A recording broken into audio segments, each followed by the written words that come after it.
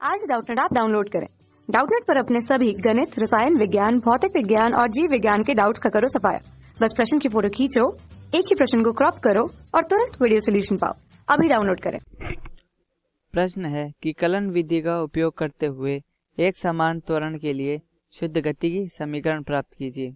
अर्थात यह प्रश्न यह कहना चाहता है कि गति की जो तीन समीकरणें होती है, इसमें पहली है v बराबर u प्लस ए टी, दूसरी है s बराबर U T plus half A T square तथा तीसरी है v स्क्वायर बराबर u स्क्वायर प्लस 2as, जहाँ v है अंतिम वेग,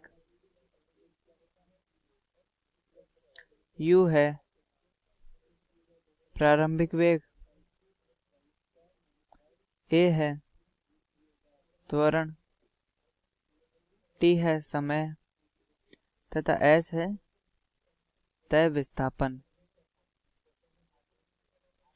तो हमें इस प्रश्न में ये तीनों समीकरणें व्युत्पन्न करनी है कलन विधि के द्वारा।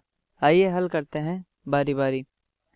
सबसे हम पहली समीकरण व्युत्पन्न करेंगे। तो हम जानते हैं कि जो त्वरण का सूत्र होता है कलन रूप में, वह लिखा जाता है dv बटा dt, जिसको कि हम लिख सकते हैं dv बराबर a dt। इसका समाकलन करने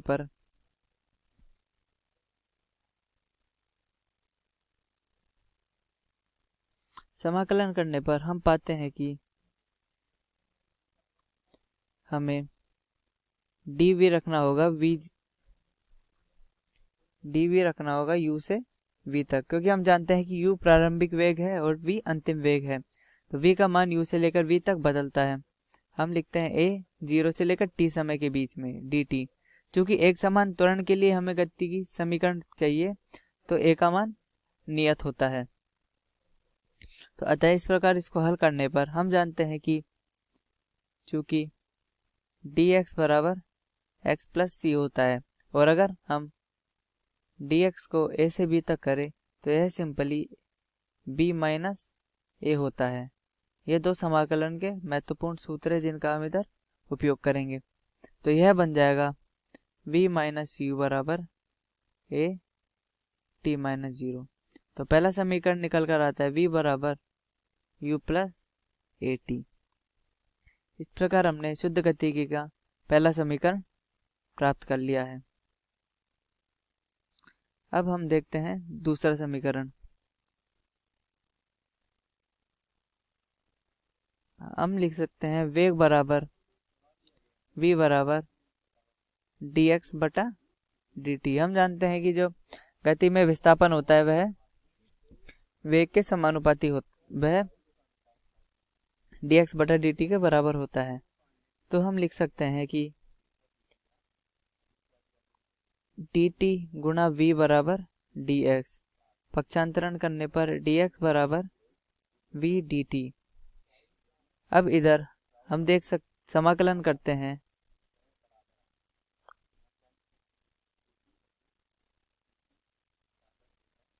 जिससे आएगा dx, यानी कि विस्थापन में परिवर्तन। प्रारंभिक विस्थापन हमने 0 मान लिया तथा अधिकतम विस्थापन s होता है। तो यहाँ पे लिखेंगे v dt। चूंकि हम देख सकते हैं कि यहाँ पे ना तो v नियत है ना ही t नियत है, अर्थात वेग और समय दोनों नियत राशियां नहीं है, और हमें समाकलन करने के लिए नियत राशि चाहिए।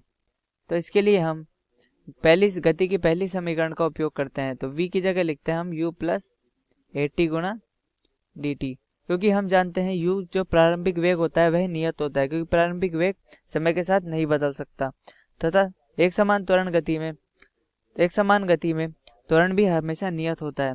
तो इस प्रकार हम dx को लिखते हैं s माइनस 0 बराबर u dt plus A T dt। तो अतः हम लिख सकते हैं s माइनस 0 बराबर u गुणा, अब dt का हम समाकलन करेंगे अगर t 0 से t टाइम पे, तो यह बनेगा t माइनस 0 तथा a बाहर आ जाएगा और t dt। तो आगे हल करने पर हम पाते हैं s बराबर यू टी प्लस ए गुणा टी की पावर 2/2 0 से t। इसके लिए भी हम समाकलन का वह सूत्र इस्तेमाल करते हैं जो कि है dx बराबर x dx बराबर x² 2 प्लस c। तो t² 2 प्लस 0, तो s बराबर U T plus half A T square. और इस प्रकार हमने गति का दूसरा समीकरण भी व्युत्पन्न कर लिया है। अब हम आते हैं गति के तीसरे समीकरण पर। चूंकि हम त्वरण जानते हैं जो कि होता है v, माफ कीजिएगा, a बराबर dv बाई dt। क्योंकि हम इस तरीके से समाकलन निकाल चुके हैं तो हमें इसको दूसरे तरीके में परिवर्तित करना होगा, जिसके लिए हम dx का ऊपर नीचे गुणा करते हैं। क्योंकि हम जानते हैं कि एक समान त्वरण गति में 3 ही राशियां बदल सकती है, वेग, समय तथा त्वरण। हमने वेग का इस्तेमाल कर लिया और इधर समय भी है, तो अब विस्थापन बचता है। तो dx बराबर, तो हम इसको लिख सकते हैं dv बट्टा dt, dv बट्टा dx गुणा dx बटा dt। तो इस प्रकार हमारे त्वरण का एक और सूत्र निकलता है जो कि होता है a बराबर v dv बटा dx।